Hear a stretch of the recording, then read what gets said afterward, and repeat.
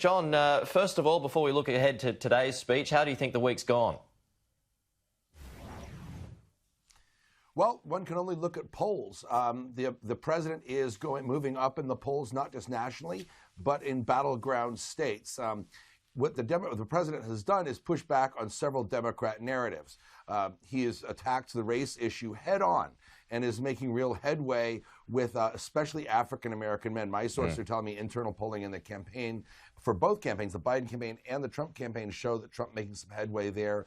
And and that helps him also with suburban voters who don't want to be seen as supporting somebody that the media has cast as a leftist. So the fact that he's going after that narrative with these heartfelt stories does a lot to cover some ground there. So the president's gaining some ground. It remains to be seen if it can be sustained.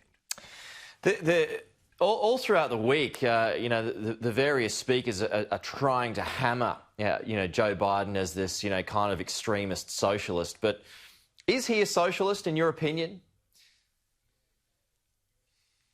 Well, it's hard to know what Joe Biden really is. He's been in Washington. He was elected to the Senate the year I was born. That's how long he's been there. He's kind of been everything to all people and accomplished actually nothing other than some pieces of legislation which are very unpopular with African Americans. It's no secret that Joe Biden is mentally deteriorating, and he'll be whatever he needs to be, and that he's particularly malleable at his age. So but you look at the document he signed with Bernie Sanders. Bernie Sanders, President Obama are saying there's very little daylight now between the policies that Joe Biden is proposing. Very little daylight between that and what Bernie Sanders' socialist agenda was. So it's hard to know.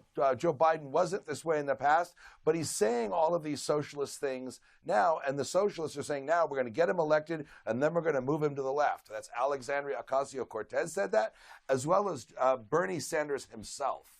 What do you think Donald Trump is going to say today? What's going to be his pitch? Well, I think he's going to humanize himself. He's going to acknowledge the fact, hey, I'm not a traditional politician. I'm a business guy. I'm a little rough around the edges. I wear my heart on my sleeve. I say what I think, and I communicate directly via Twitter. Sometimes maybe I overdo it or I'm not as thoughtful, but I'm not having 20 professional staffers vet everything I write either. What you see is what you get. Secondly, he's going to go after the establishment of both parties with regard to America's Middle East policies. Remember, Joe Biden and Hillary Clinton both voted for the Iraq war when Donald Trump at the time was arguing against it. So he's going to say that the mainstream Democrats and mainstream Republicans are the party of war. Look at their record. I'm the guy, the outsider, who's bringing peace to the Middle East, what with the UAE recognition of Israel and so forth. President Trump's used military force less than any of his last three predecessors to this point in his presidency. Lastly, he's going to go after the establishment of both parties, painting himself as the outsider, as both parties have been the ones to sell out to China with regard to these lopsided trade relationships. And of course, there is an interesting backdrop to all of this, all of the speeches this week, isn't there, John? These riots that are taking place in Wisconsin at the moment. Who is that? Who is that helping? Who is that hindering to sort of take a political viewpoint of these riots that are taking place? Well, to look at it in a coldly political way, it's hurting Joe Biden because Joe Biden can't come out against it. The Democrats won't come out and condemn. They're not protesters anywhere. If you're protesting something, you don't do it at 3 in the morning and you're not breaking down stores and stealing stuff and setting things on fire. That done at 3 in the morning. Protests are done during the day with signs while obeying the law and not hurting people. But the Democrats can't or won't condemn it. Meanwhile, this is happening in cities where it's creeping into suburbia. And it's scaring suburban voters that may not like Trump personally, but do agree with him on policy and are afraid for their lives and for their businesses. And the Democrats can't or won't bring themselves to condemn it. So the longer this goes on, the worse it is for Biden. Even left-leaning CNN in this country is saying the same thing, that this is seeping into polling and it's starting to affect focus groups. It's starting to affect voters' attitudes. And indeed, if you look at the realpoliticsaverage.com of battleground states and nationally, President Trump has been moving up in the numbers even during the Democrat convention. And what's your view of the NBA's stance at the moment?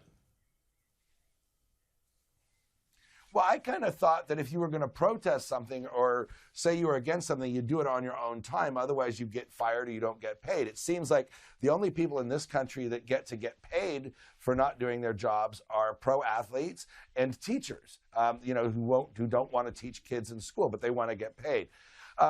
Hey, look, any loss of life is a sad thing. And all Black lives matter. And that's the important word, that all Black lives matter too. And it's not just the ones that are involved with police shootings, but it seems that Democrats and liberals want to say that only certain Black lives matter if it helps them further a political narrative.